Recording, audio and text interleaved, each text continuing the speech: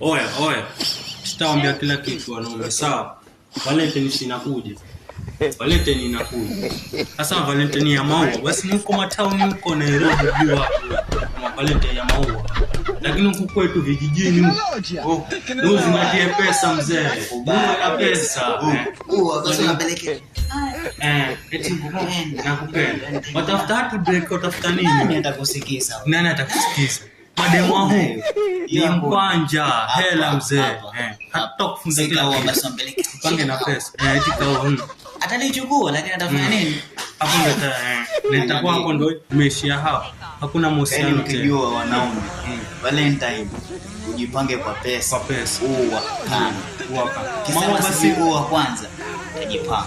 Utajipanga. Mimi nadhani umenisikia wanaume wote. Wanaenda kwa wote. Wanaume. Mwezi ni huu. Iko karibu. Eti kidogo tu. Acheni kujipanga na maua. Maua ni mwisho huko Nairobi huko. Maua hata huko Nairobi. Pesa hapa. Huko.